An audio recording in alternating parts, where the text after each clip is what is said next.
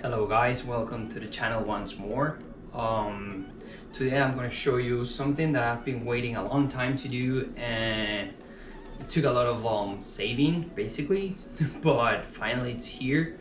I'm going to build my first gaming PC after watching a ton of videos from different channels. I think I'm ready to do it. So I got all the parts right here, and this is going to be part one of a 3 parts video series. This part, it's going to be mainly about all the parts that I chose and why I chose them. In case you guys want to do it or you want to replicate it or something like that, you guys will have all the information. I will show you at the end of the video a spreadsheet with all the cost for each one of these parts, as well as the cost that it would take, because I got some of these like used parts, or I got them as a bundle at Micro Center. So I'm going to show you what I paid, I'm going to show you what you would pay if you bought them all new, and I'm going to show you a maybe cheaper option that the one that I went with here. So without further ado, let's start. This platform, as you can see, is going to be based on the AMD Ryzen 5 3600. It's a 6-core 12-thread unlocked CPU. Before you say something about why didn't you wait for the 4000 series CPUs and everything, after doing a bit of research, the difference between the Ryzen 5 3600 and what people think that 4600 is going to be, it's not going to be much. And to be honest, let's be real, once the 4000 series CPUs from AMD hit the market, it's going to be a while until they're really available for people like me or anyone else to get them. So I was like, you know what, let me get the CPU as a Ryzen 5 3600. The other reason was I got it in a bundle at Micro Center with these. The motherboard, it's going to be a B550, an ASRock B550M Steel Legend. As you can see, we're going for a micro ATX system here, and I got these two together for about, if you bought, like, the price on the receipts stated that the CPU was 180 and the motherboard was 125. So when you think about it, it's really very good prices for these two guys over here, instead of buying them all separately. So that's why I went with these motherboard instead of a B450 which was my original intention, or with a B550 Pro 4 from ASRock, for example, because this is a really good motherboard. Being a 550, like future-proofing my system a little bit more than just using a B450. And the Steel Legend is a rock solid motherboard for any kind of AMD system like this one.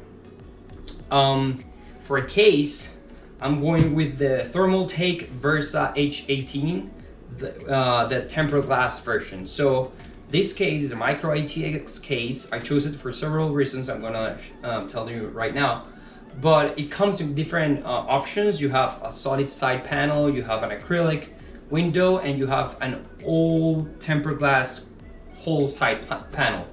The reason I went with this case is, first, price. The price is really good. Second, it has tempered glass, which is way better than acrylic, just because acrylic tends to scratch very easily and tends to accumulate dust very easily as well.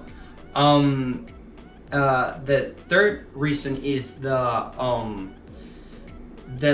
layout of all the fans. So this case has space for 3 120mm fans as intake on the front, 120mm fan on the top, and 120mm fan at the rear for exhaust. For me, that's plenty. I mean, if you want to just create a air-cooled system in a micro ATX case, and you want plenty of airflow in it, and at the same time ensure positive airflow, this is the case for you.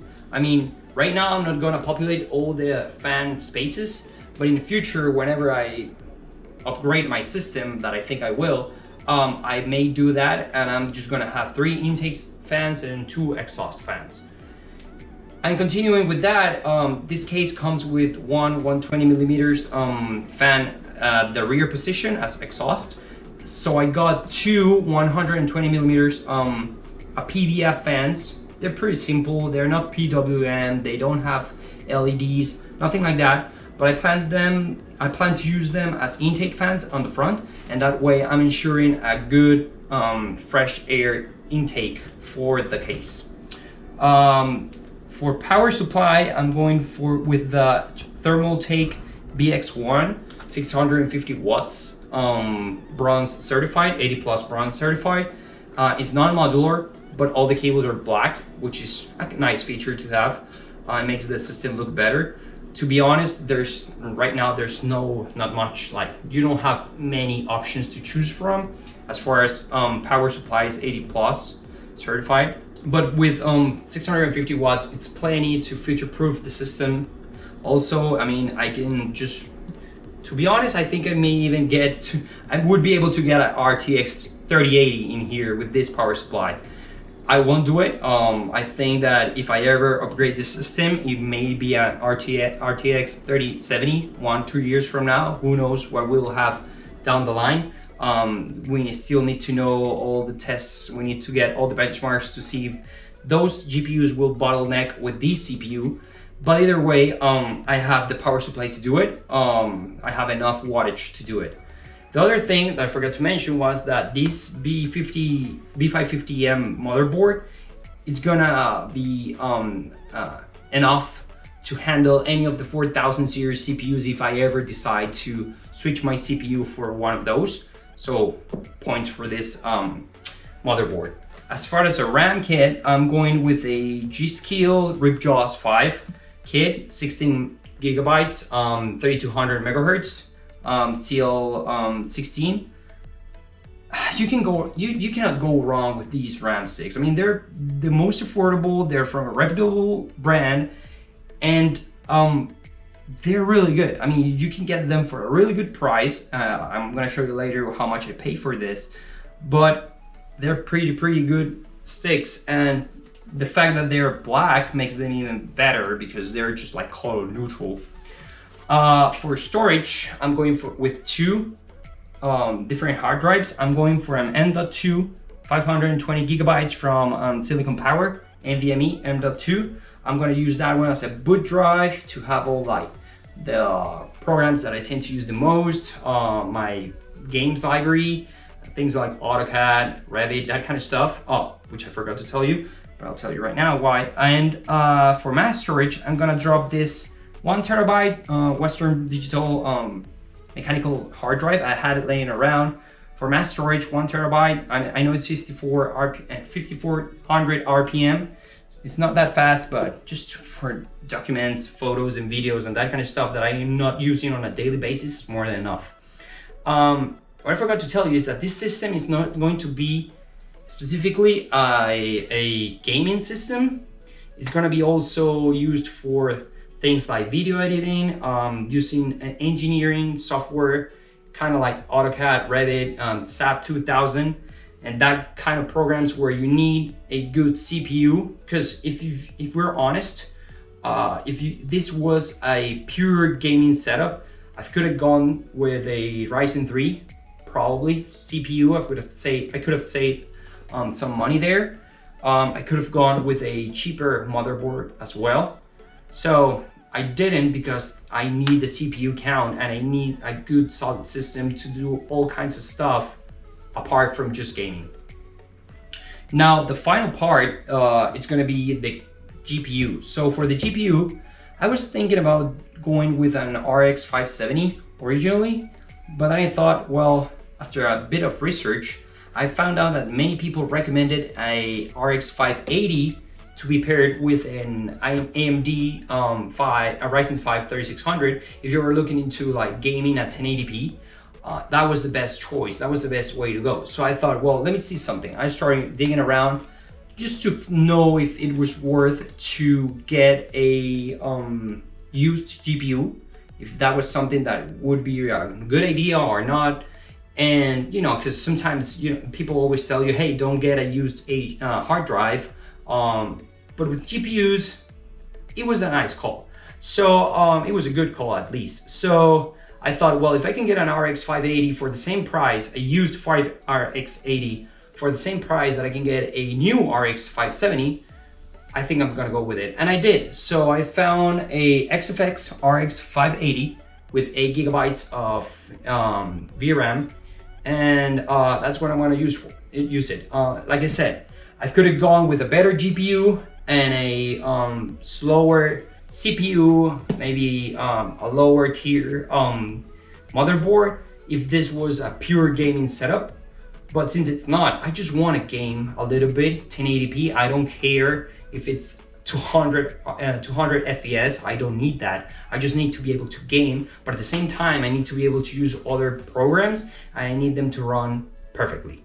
So as far as future-proofing this system goes, well, what can I say? The motherboard, 4 DIMMs, I'm using only 2. I can drop another 16 gigs kit of RAM, upgrade to 32. The GPU, basically the sky's the limit here. I can just upgrade it as much as I want, as long as I don't bottleneck the CPU, and I can also get a better CPU. So basically this is a system that we're gonna build, and I'm gonna hop in on my computer and I'm gonna show you the price of each one of these parts, the total price, accounting for the tax on the state that I live in, which is Texas. And I'm gonna show you what the cost would have been without having the bundle or the used price for the GPU, as well as a little bit cheaper option for this same system. Okay, so moving along to this spreadsheet, I have all the prices of all the parts that I got, but taking into consideration the taxes as well.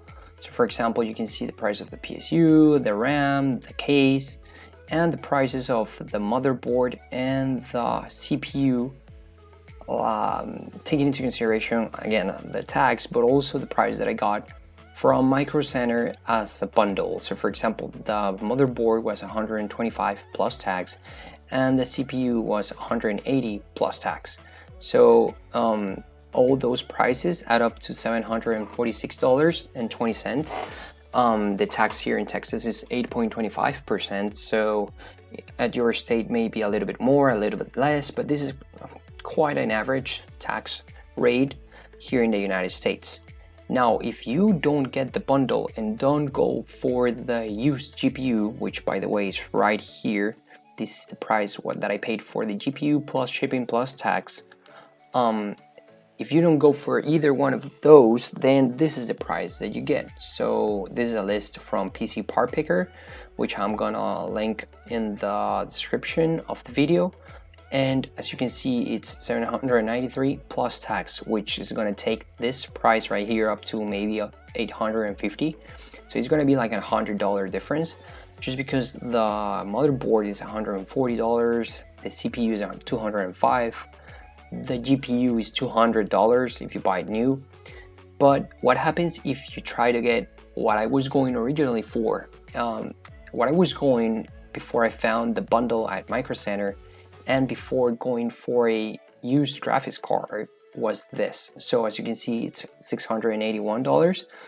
And the difference is I was going for a B450 motherboard instead of a B550, which was $83, and I was going for an RX 570 8GB model, which was $145. Now, some people may say, well, why going for an 8GB RX 570 if that card is not that fast?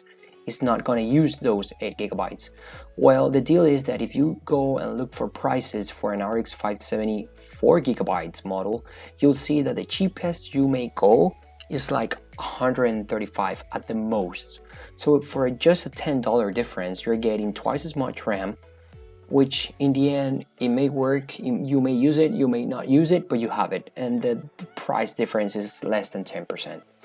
So I'm gonna link these two lists down in the description so you guys can see and check them out. I always recommend you guys to build your lists in PC Part Picker because it's going to give you the best price, and before buying, go to Micro Center and check what they have, because that's the best way to do it.